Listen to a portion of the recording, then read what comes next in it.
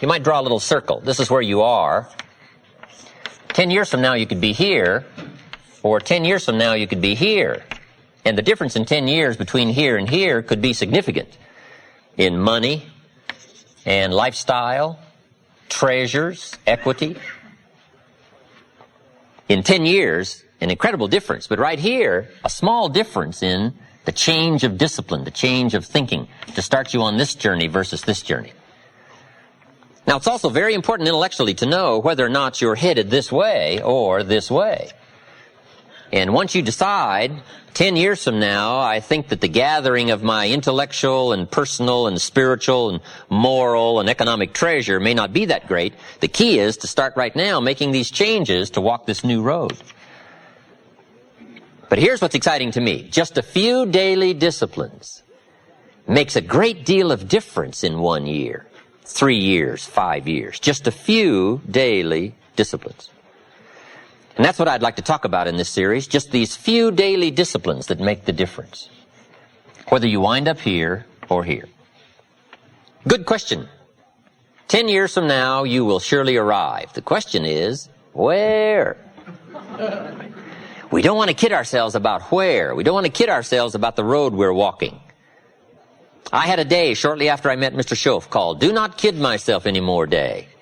I don't want to go disillusioned anymore.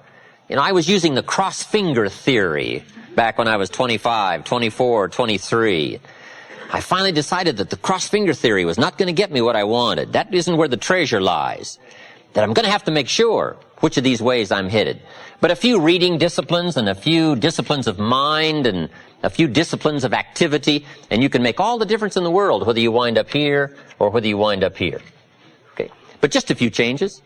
Sometimes we get the idea that we're doing about 10% and there's about 90% more that we need in order to make the difference for our fortune. And probably the opposite is true, right? We're doing enough things to have arrived here today.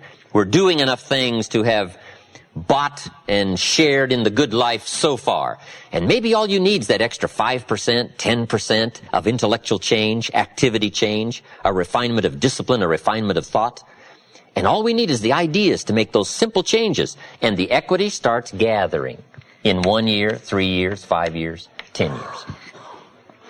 I have a good comment for your notes. Now's the time to fix the next 10 years.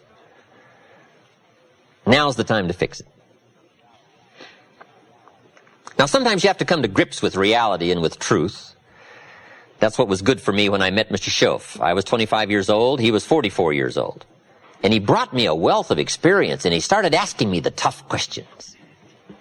Big question, he said. Are you reading the books that's going to take you where you want to go in the next 5 years?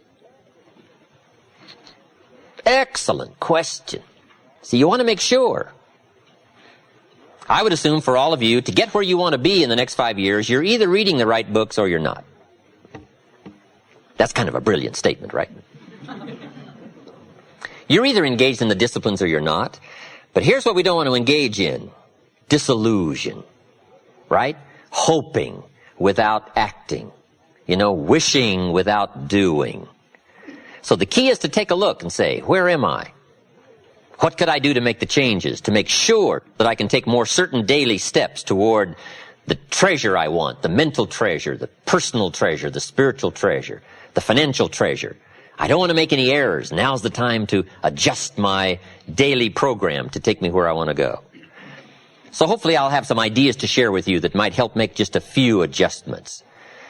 And in lecturing for especially the last 16, 18 years, I've got some letters and some personal testimonies of people that have done such remarkable things with just a few suggestions that it is worth taking the time.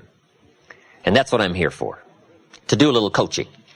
A good note for you to take. We could all use a little coaching. When you're playing the game, it's sometimes hard to see it all. And if you just take a breather, take a little time out. That's what we're doing here in this lecture series. Take a little time out. Listen to someone's experiences, which is what I want to share with you. My experiences, my ideas.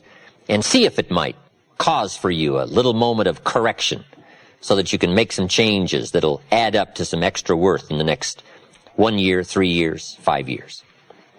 So, ideas I hope you'll find here during this series. All kinds of ideas, health ideas, enterprise ideas, living the better life ideas, and primarily for this series, skills of leadership ideas. The next key word is inspiration. Hopefully you'll find some inspiration from this series.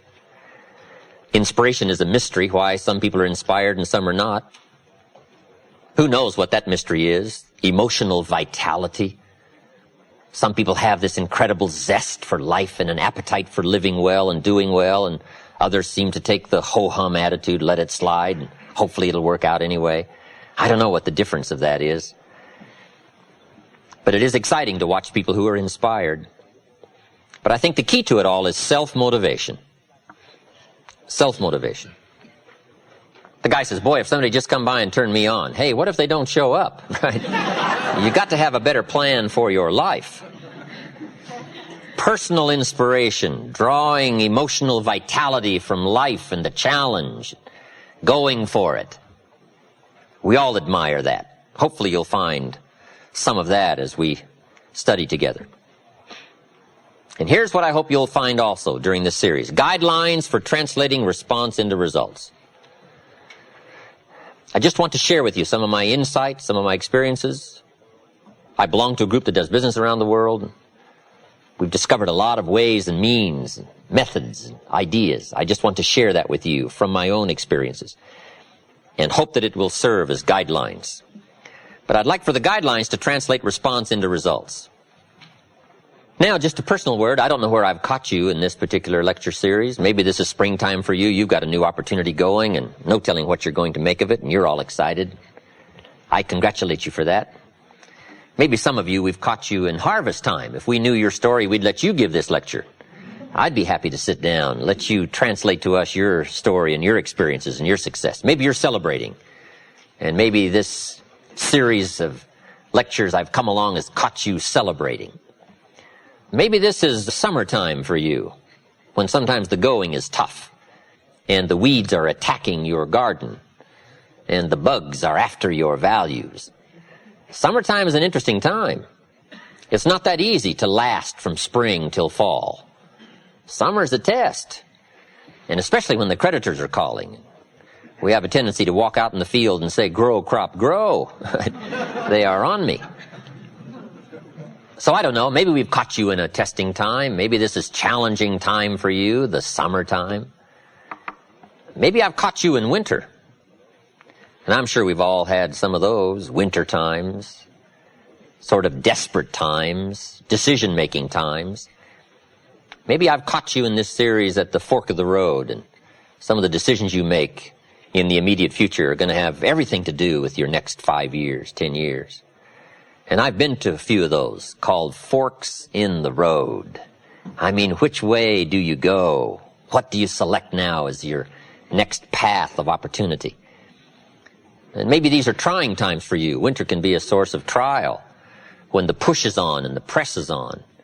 So I don't know where I've caught you, but whatever season I've caught you in, I want to bring you value. That's my intent. And to get the most from this series, let me give you just a quick list. Here's number one, be thankful. I think first of all, to get more, we need to just be thankful for what we already have, especially living in this unbelievable country. In America, we call somebody poor that makes $10,000 a year. I'm sure the rest of the world would find that hard to imagine. Say, why would you call somebody poor that makes $10,000? Say, I don't know. We're such a rich, fabulous country. It's unbelievable. In Bangladesh, the average income is $95 a year. So I'm sure they would find it strange that people would attend lectures on how to do better when probably we're doing better than almost anybody else in the world. I gave a lecture one weekend at our ranch in Clear Lake, California. Nice group of people. I get there a little bit before the Friday evening session, and I can't believe the parking area. Eldorados and Continentals and Mercedes and Ferraris and one Rolls Royce. Unbelievable. And I walk in, and here's this good-looking crowd. And my opening remarks were, ladies and gentlemen, I think the rest of the world would find it strange that we have all come here this weekend to try to figure out how to do better. Surely the rest of the world would say, I don't understand. The man in his Rolls Royce saying, I got to get to the seminar. Find out how to get another one of these. Incredible.